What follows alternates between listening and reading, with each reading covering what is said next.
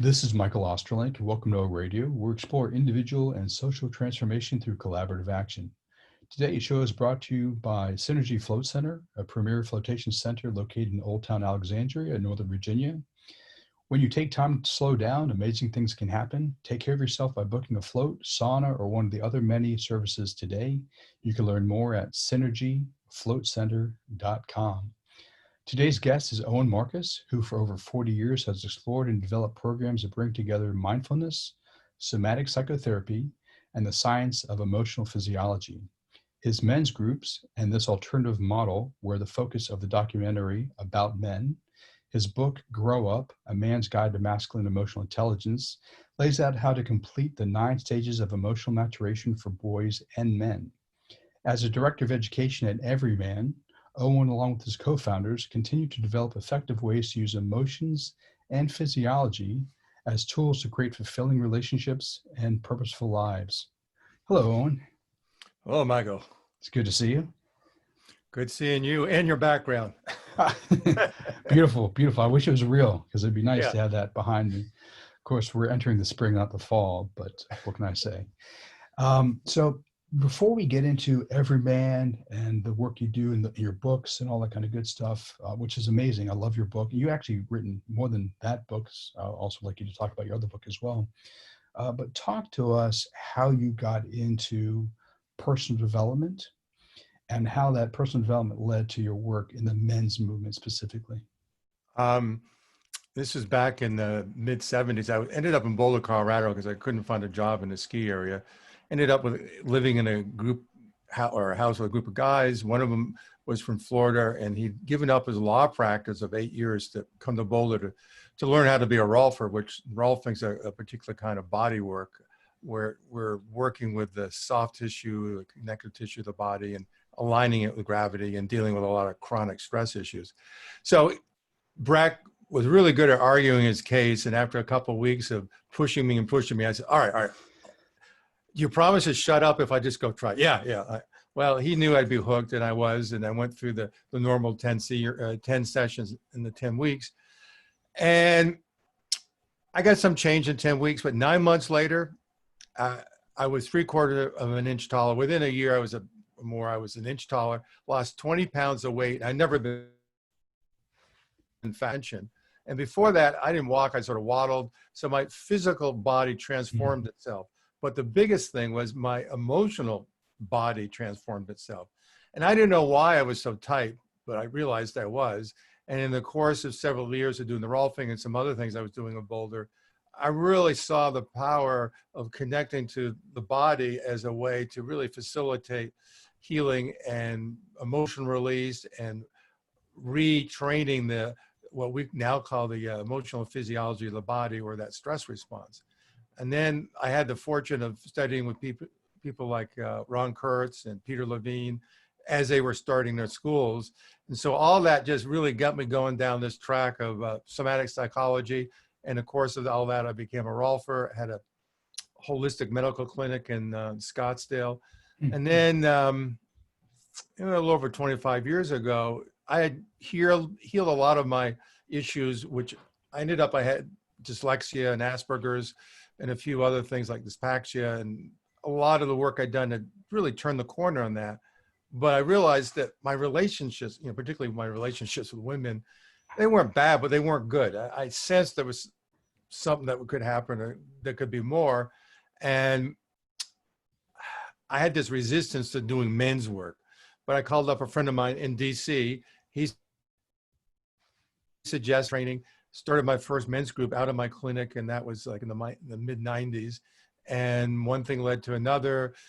Moved to Northern California, helped start another group in the Northern California area, and then moved to North Idaho, in 1996, I think it was, and did a few groups there. And then 16 years ago, changed the whole model of men's groups and decided I was going to apply what I'd learned in all these other traditions and experiences and create a group or a program that was based much more on the emotional physiology of the body and not just, the masculine archetypes.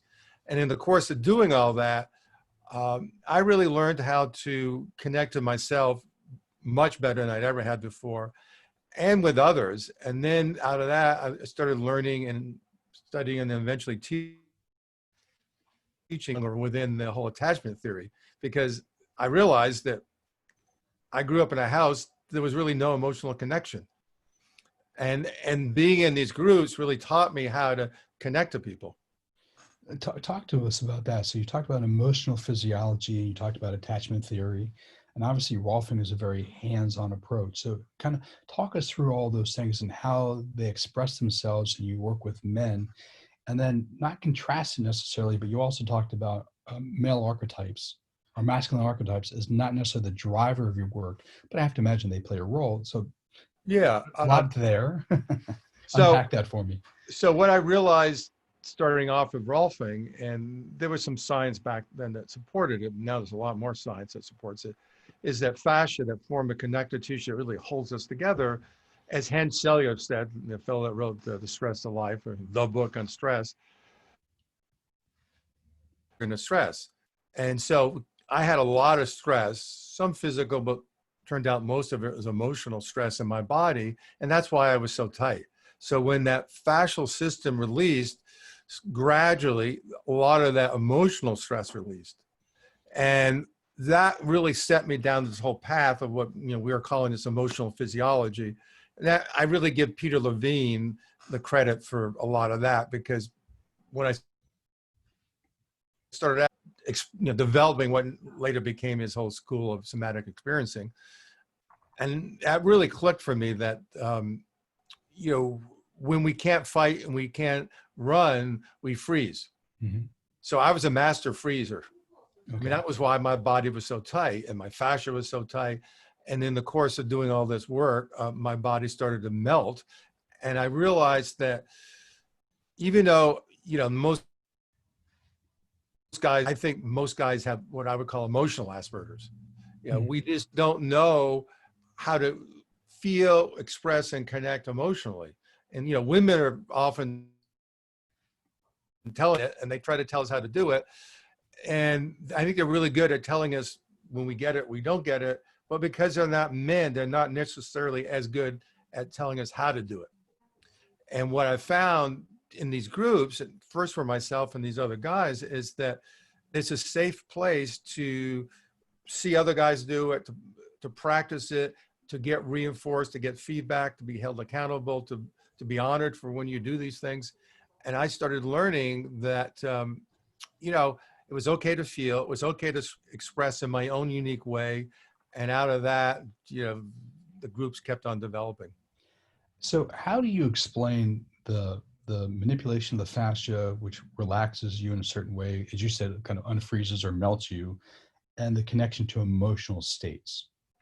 So I think most of us know now about what happens when we freeze, which is really PTSD.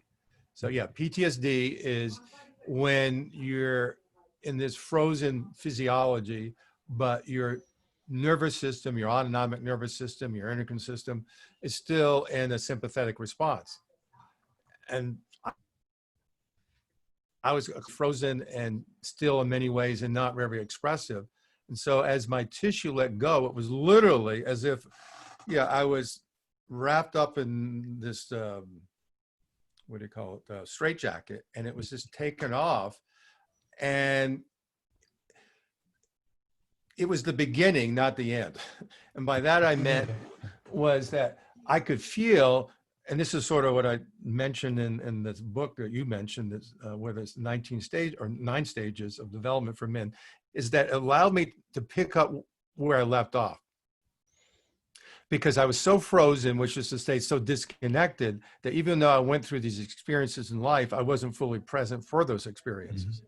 And so once my body and its physiology started to relax, and I wasn't in this constant frozen state, I could feel things and I could respond to these things in a much more intrinsic and authentic way. And I literally sort of had to pick up where I left off in my development. At the time, did you have a specific age in mind? Like, oh, I know through this work that I froze at this age, or was it a series of events over many years that led you to that reactive state of freezing? Um, I really started learning about that when I started studying with Ron Kurtz. Yeah. And when Ron, he developed the Comey method, and I was in his first professional training. And I remember having him go through the archetypes, the body types, which later on he never really taught, but I still use and I find them fascinating. And so he went through each type. And there's 5 major types that happen chronologically. And basically what happens is when you have something, say a trauma that happens, you sort of stop in a relative sense developing at that stage. Yeah. And so whatever type you are is a representative of where you were mostly thwarted in your development. And as he went through each type, I mean, I just got more and more depressed because that's me. That's me. Yeah. That's me. And by the end, I was, oh shit, I'm really But one of the first types he talked about was what he called back then the OI type, the paranoid schizoid, which is when the trauma happens early on, within the first year of life, which could be even before you were born. I was going to ask you in utero as well, the birth process. And I realized that's where a lot of that trauma happened. And I think that's where a lot of the Asperger's was set up. Okay. That early trauma. And then, there was some other traumas. And then the last trauma or stage is around puberty, which was probably the one that was least traumatic for me. But it was more the earlier ones where I was very disconnected from my own experience. Okay. When you melted and started being more present to your own emotional states, was it overwhelming, or was it a slower process that occurred? Because I will hear people at times be concerned about too much melting too quickly, if you want to use the term melting, and the flood of feelings and not having the resources to manage them well. How is that process for you? Yeah, I've heard that from people. There were moments where it was very intense because I was pretty tense. Yeah. But my experience in 40 plus years of working with thousands of clients and many of them going through that is something about human nature that it might seem overwhelming in the moment, but I've never seen someone, and myself included, ever given an experience that we couldn't handle. Okay. That was a healing experience. And part of the overwhelm is that the coping mechanisms are falling away and they're just not working like they used to, or in my case, I just couldn't grab them. And I essentially at one moment in this whole process or like healing journey would feel very isolated in this sort of void state where I wasn't who I was and I wasn't who I was going to be or wanted to be. I was just in between, and it was really scary. I was just really there by myself. But in every case, because I went through it several times, I came out much more free physically and emotionally. When you work with clients now in the men's group or have for the past many years, and people are taking new shapes, if you want to use the term, because I heard you say like your old shape, you're moving into a new shape, and that space between is really scary. Do you find that a lot of men also find themselves in that unknown space between the new form and the old form?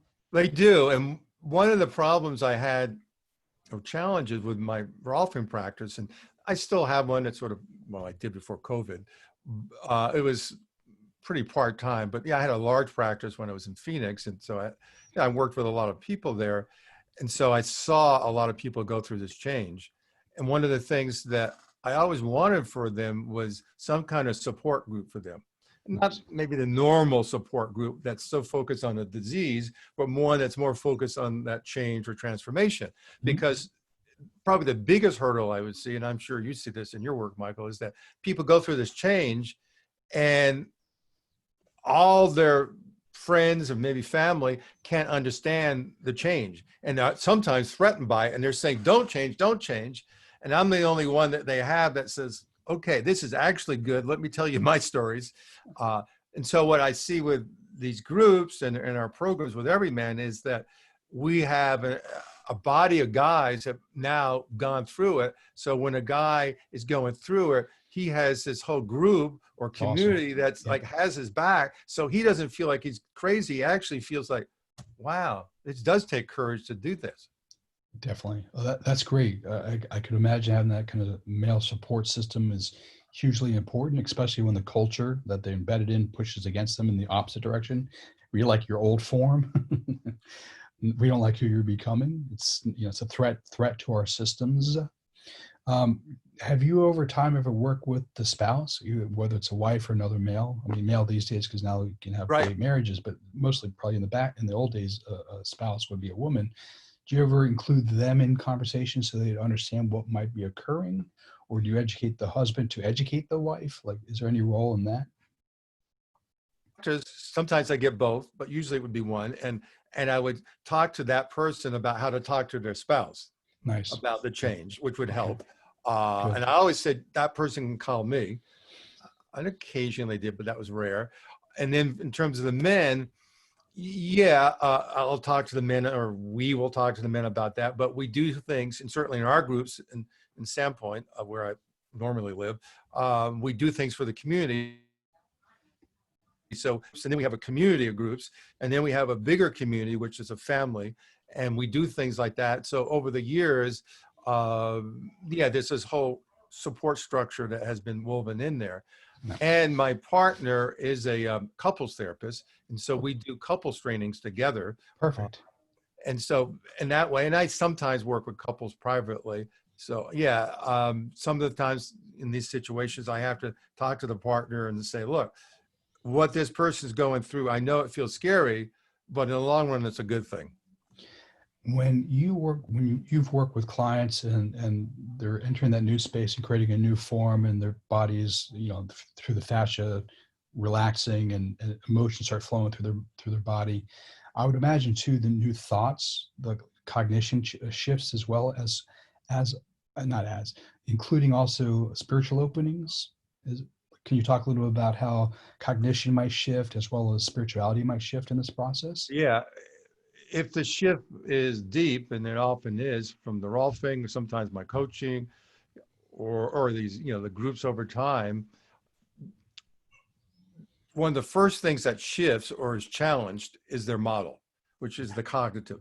So I learned a long time ago a couple of things, that, you know, we need a new model, but you can tell someone, you probably know this, the model up front, and it goes in one ear and out the other ear. And so I would mention it.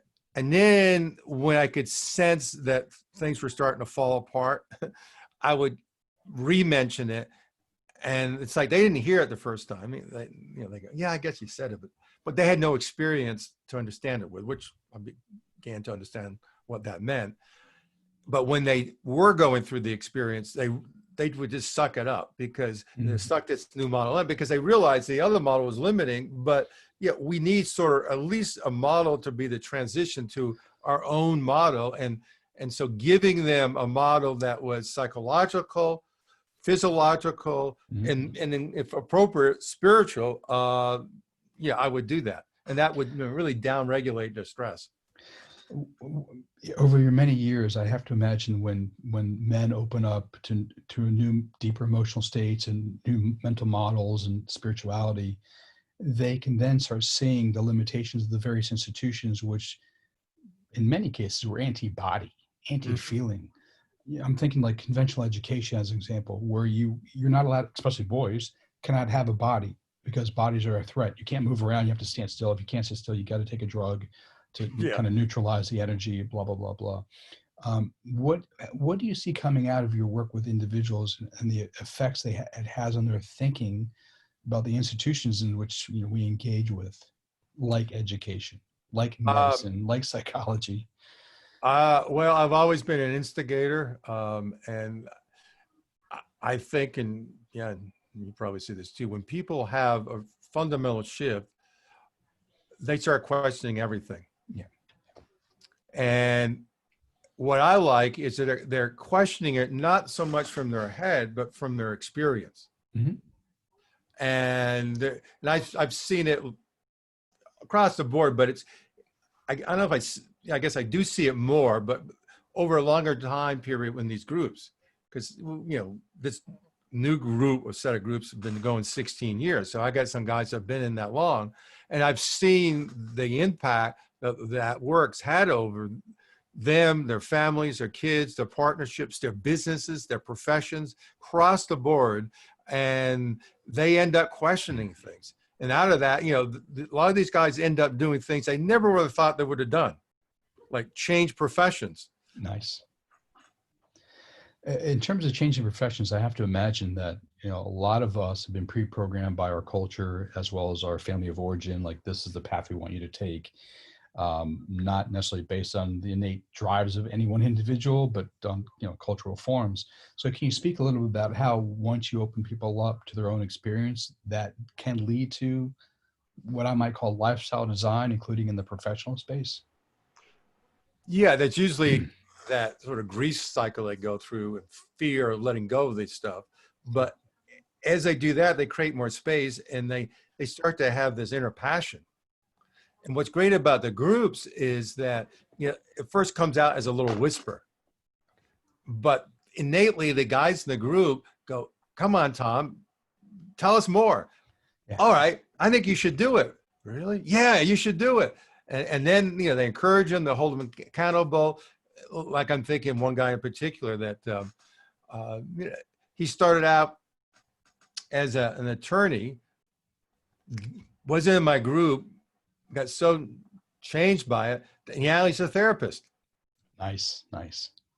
And so the group opened him up, and the group supported him to do it, because at first I'm an attorney, I can't become a therapist. And the group would say, "Well, what do you really want?" "Yeah, you could do it. If that's what you want, you could do it." So we've had several guys in the course of these 16 years that became therapists because of their experience in the groups. I have to imagine that if them as fathers open up to their own experiences and new possibilities, that they show up different for their kids, which then give their kids the potential of showing up differently in their own lives as well. Right on, yeah. And we've seen it because we had a whole cadre of guys that came in the beginning, because we just attracted a whole set of guys from the Waldorf School, including their teachers. Oh, cool. Okay. And so that was sort of a community unto itself. We became like a subset of that community. And so we've been seeing those kids grow up differently. That's awesome. And some of them, some of the male groups. Wow. I love that. Can you talk a little about how your actually groups run? Like, how do you integrate somatic or body practices, and what other practices you might do in an actual men's group setting? Yeah, so with every man, we do two things. I mean, we sort of connect in a new way for most guys, the emotions and the physiology. You ask a lot of guys, "What do you feel?" And they go, what do you feel? But I've never seen a guy that if you asked him what he felt in his body, you couldn't feel something in his body. And so we slow the process down. We get him to feel more and more in his body. And then when he's connected to his body, we ask him what he feels emotionally. And inevitably, he starts to connect to his emotions. So, I mean, that's a simple thing that we do. And we keep doing that for some of these guys. And so that when they get connected to, they start to feel it. 3, they start to express it. Nice. And then when they're expressing it, they're amazed that rather than being ignored or rejected or shamed or all the things that so often happens to boys or guys around emotions, they're actually supported, loved, and encouraged. And in the process of doing that, they become a lot more, not just aware of their emotions, but aware of their bodies. And so for me, working somatically, for everything from, something as physical as Rolfing to, somatic mindfulness, to keep bringing guys back to their somatic or physical experience, really facilitates the process. You mentioned at the very beginning of this conversation that after your 10 sessions, I think you said maybe 8-9 months later, you had lost a lot of weight, you got taller. And I'm very curious about not the weight loss necessarily, but the health consequences of the body work. And I'm wondering, can you tell any stories about as these men get in touch with their bodily feelings, senses, and stuff, how that changed their relationship to how they think about health and how they treat themselves? Diet, nutrition, sleep, exercise, those kind of things. Across the board, because yeah, you see it. I mean, I had another business, and the guy, my business partner, used to own dental clinics in New York. And so we used to joke because we saw the same thing. Guys don't usually do anything until they have to, or until the wife drags them in, right? And so guys would see me in our Rolfing practice and often in these groups when they're in crisis. Yeah. And that's the excuse or the motivator. And particularly in terms of Rolfing, which is more physical, they had a lot of chronic problems. And there was a structural part to some of them, but a big part, which they never would have thought, and I didn't, was the stress part. Yeah. And you asked most of my clients, say a year later, what was the biggest benefit you got out of the Rolfing?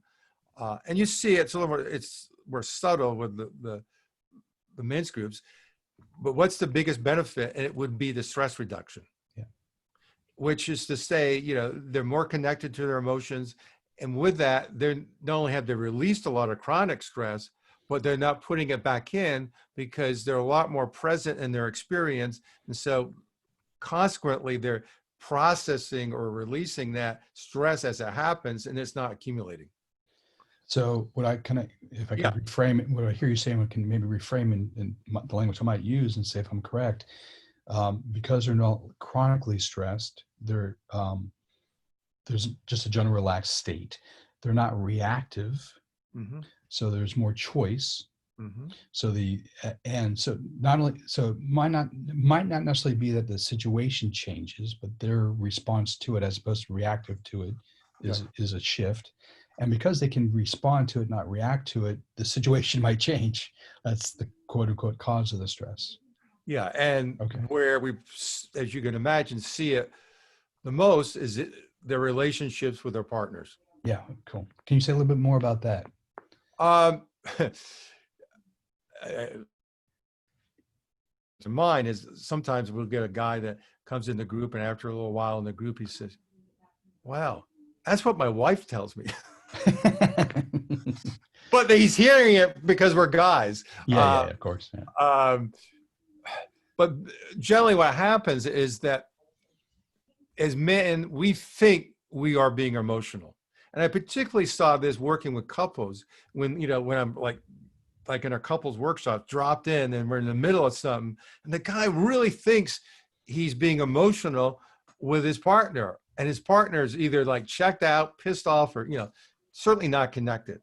And I go over to Fred and go, Fred, no, you're not doing it. I know you think you are, but you're not. So let me help you unpack this. And one of the things that I see with guys is that we've been trained to think that, giving advice, fixing, maybe judgments, all the litany of things like that is really emotional connection. Right. And you and I know, and I at least now know that that's not. And they can't understand where their partner's getting pissed off at them or wanting to leave or whatever, because they're working really hard at being emotional. And so I slow them down. I might model it for them, like 1 minute of me, because I'll know what the guy's sort of trying to say, and I sort of get a sense. So I translate it for him, and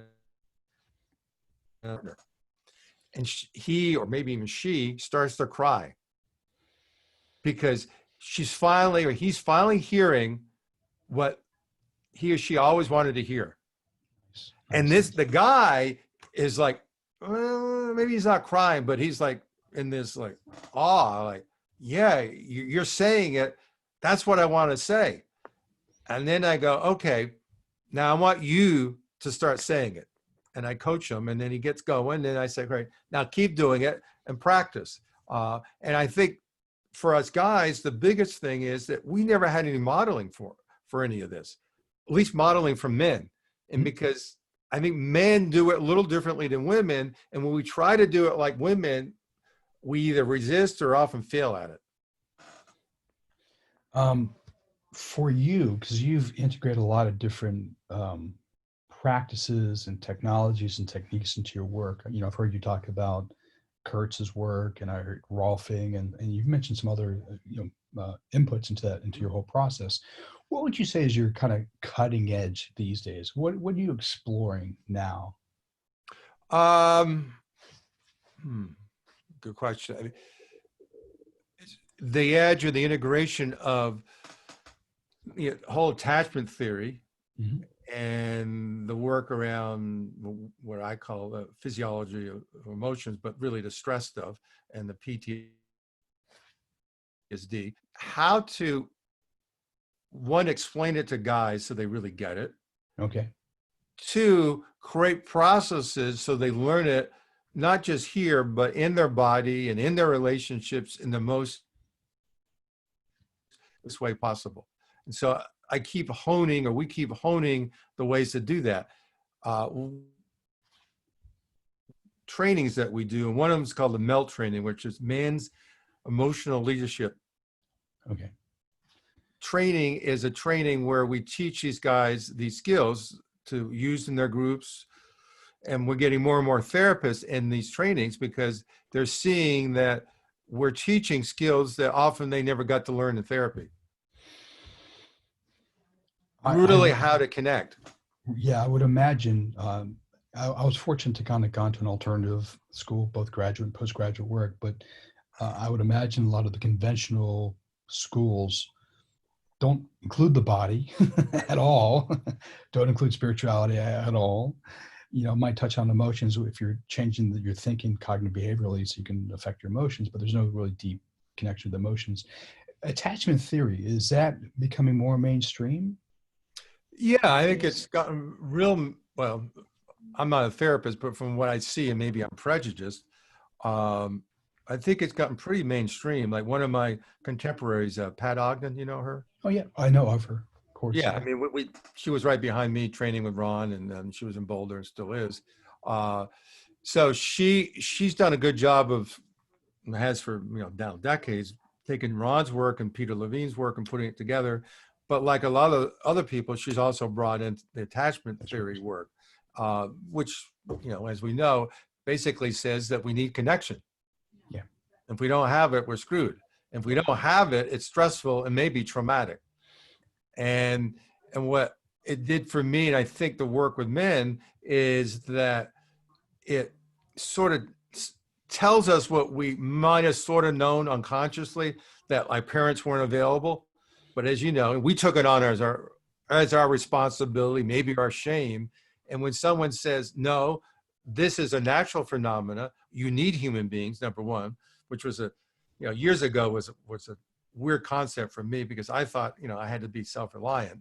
But now that there's, science and therapies that go the other way and say, you need it and we're going to teach you how to do it, I think the culture is catching up to it. And as you also know, that's the whole focus of emotional focused therapy is, working with that whole attachment theory and how it applies to couples. Now you've mentioned a few different programs of yours. Can you talk about a couple of the programs you offer, where people can learn about them? Like who can come? Is it training for therapists and coaches? What is for the layman who wants to join one of your groups or learn these processes? Talk through your right now, because of the COVID thing, yeah. We don't have any live events like everyone. So we've moved everything online. We have a membership. We're not doing any professional trainings yet. We've had requests to, maybe once we really get the membership up and running, Oh, good. Look at that. But right now it's just supporting men singly and preferably in groups, and being a funnel for them to get into these now virtual groups and giving them the skills to have these groups be successful. Before that, and we'll eventually go back to the two tracks we had the sort of experiential track, where an introductory weekend for men, a wilderness experience for like 10 days out in Yellowstone, Cool. and things down that track. And they've been very popular. And then the professional development track, starting with the MELT training. And then last year we did a whole professional training, 7-month deep dive into the skills, because selfishly, we needed more guys to lead our trainings. Mm-hmm. And we needed to train them. And so we did in this 7 months training. Some was live and some was virtual. And we'll do another one of them. And some of them had therapists and psychiatrists in them. And we want to keep developing the professional edge because we have more need for that in our business. And we also see, again, more of the therapists are coming to us because they're going, I want to apply this to how I work with, men and women, because what we essentially teach is how to read the body and what to do with it when you read it. Mm-hmm. Nice. You mentioned a lot of different programs. Where can people find them online? Yeah, they can go to everyman.com, and Everyman has the second E missing. So it's EVRYMAN.com. And right now it's mainly, join the email list and you'll be updated with what we're doing. And one of the things we're doing right now, which has gotten real popular, is we do these global calls. At least once a week. Sometimes we bring someone in. Well, we'll get 150 or more guys from literally all over the world. Uh-huh. And it's 75 minutes.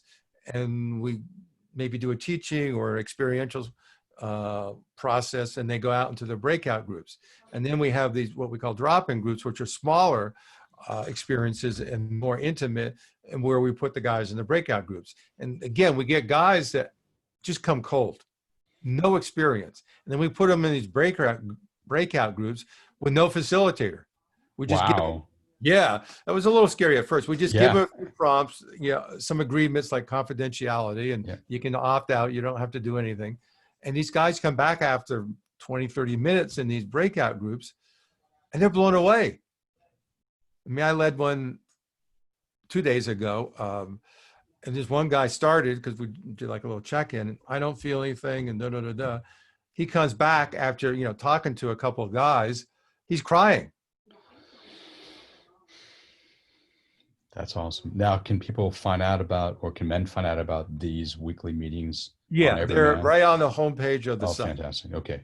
Well, I'll make sure to have links to Everyman, but also, if there's breakouts within the Everyman page, just the links to those as well, because that sounds like an amazing opportunity on a weekly basis for any man, every man. Yeah, I mean, that's, for every man. That's a way for us to put out or to share what we're doing. Right. And, it's just very rewarding to see these guys come on and at the end be all lit up. Mm. And so we get guys that a week, because, this is like, I talked to a guy in Vancouver yesterday, and he had me in tears about how it changed his life. Wow. That's awesome. Yeah. He called me and said, I just got to tell you this. And no experience with any of this stuff before. Good for him for jumping in. Yeah. That's what I said. Yeah. That's awesome. Well, Owen, this has been great to talk to you. Wish you much success with your work. I look forward to keeping track of it. As we kind of go post-COVID and you start offering in-person stuff, keep me in the loop. I can both add to the show notes so people can know what you're up to. Plus, I just want to know what you're up to. So that'd be great if you wouldn't mind doing Michael. that. Thank you. Yeah. Good to talk to you. Good talking to you.